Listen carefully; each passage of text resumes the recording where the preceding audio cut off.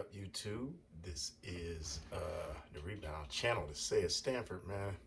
And like I said, I was gonna update y'all. I was gonna tell you that I had a date tonight, and I was gonna start updating how my dating is going after 40. I'm 43. I'm in the city of Philadelphia. I live outside the city, but um, I primarily date women in this area, of course. And I just wanted to tell y'all how it went. So tonight we went out. We went to the Attica upstairs, um, top floor bar and restaurant, and it was actually pretty cool. Food was good, service was good.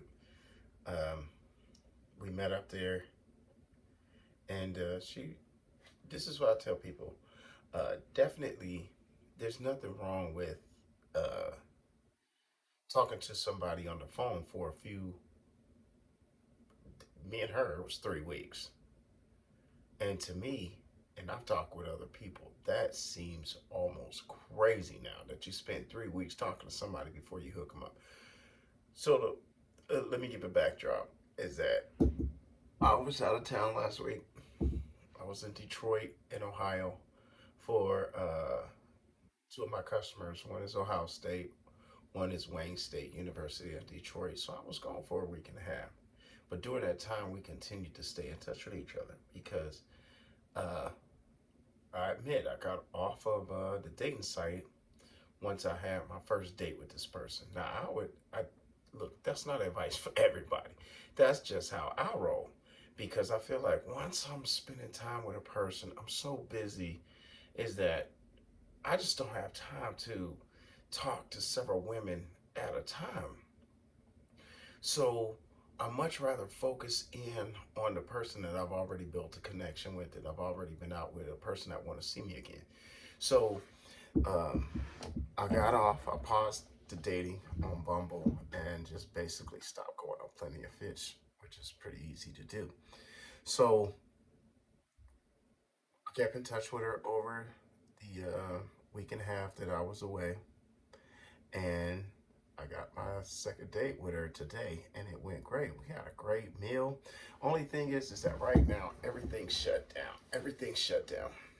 It's like by 10 o'clock, everything is closed. So if you want to do something afterwards, after dinner, because dinner can be loud, right? Dinner can be loud, and you didn't really get the conversation in that you wanted to have.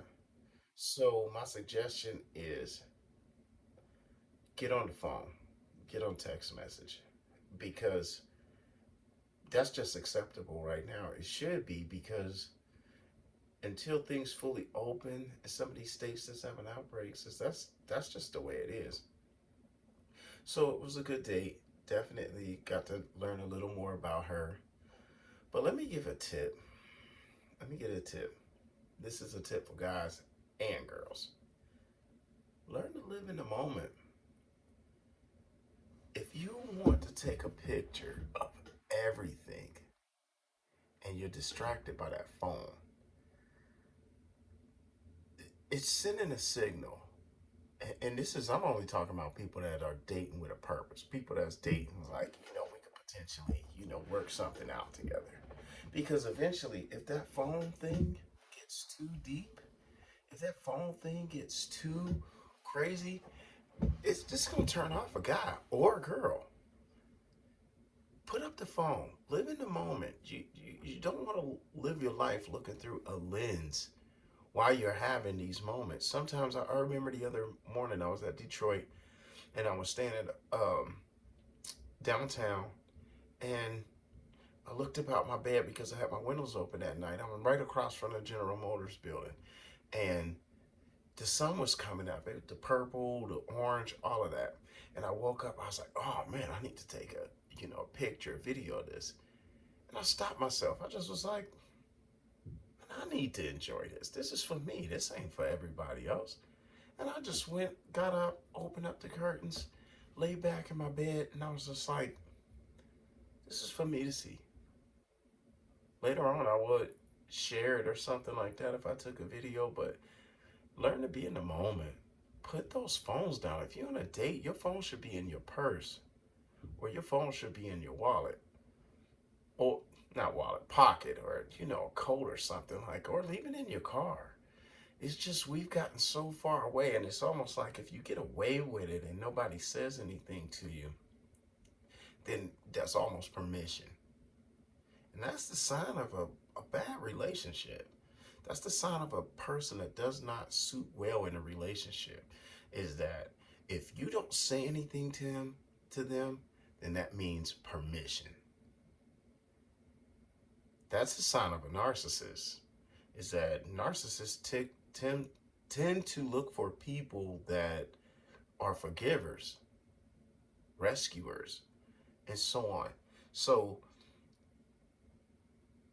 if you forgive the common person, they'll say, wow, you know what, that was wrong. I did that wrong. I'm glad I got another bite at the apple. I'm glad that was, that person has, you know, extended me a second chance. But a narcissist will look at it and be like, all you did was give me permission. And it just gets worse from there. So I would say to anybody, whether it's male or female, put the phone down. Erica Badu got an excellent song. I can make you put your phone down. It's just great. Put that phone down. When you on a date, put the phone down. So that's just a tip I'm giving everybody. But if you could see that I have Ricky Smiley on my TV, and I was just wondering about, has anybody seen some of his videos where he talks about the state of our community? And I was listening to him, and I'm like, wow. I said, brother, you taking a big step. People don't want to hear that, but a lot of it I kind of agree with. I hate to. I put out a video earlier today while I was, out doing my errands, and I explained that while I was living in Connecticut and while I was starting my career, while I was married, I was not in the loop of what was going on in the community. But now that I'm out here, like I said, my children left the nest, and I'm just, by myself now. I'm looking around and I'm just like, wow, I did not know all of this was going on. So I think it's worth a watch. It's called, what's the name of it? Saying What Someone Needs to Say. So I don't know, like, subscribe, go in the comments and just say whether or not you think, he's spot on or not, and give me some knowledge. I'm more than willing, to listen to other people's stuff because like I said, I'm just out here just like anybody else, starting out dating after a divorce. Uh, I will say this: if you're going out on a date, put your phone up. If you really want somebody substantial, if you want a relationship, then play the game by the rules. And I think that just takes common sense. But I'm done giving advice. This person I will be seeing again. We got another date, and I'll continue to update. And I agreed to see this person again, but I'll tell you this: if that phone stuff continues, I'm Audi 5,000.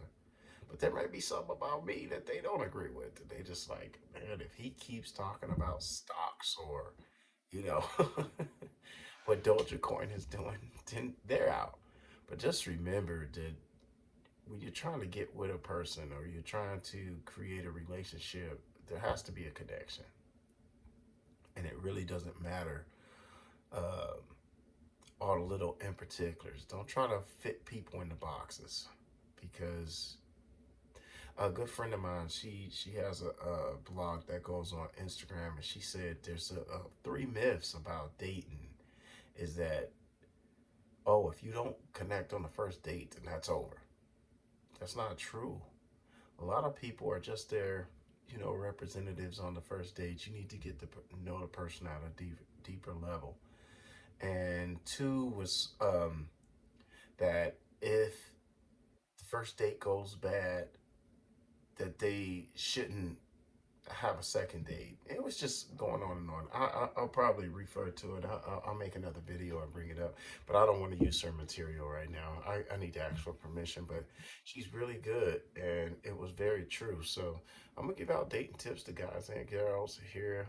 You know, I'm in Philadelphia trying to date. Y'all can tell me about what you think, you know, I could be doing wrong. But date number 2 went pretty good, and I'll update you on date number 3.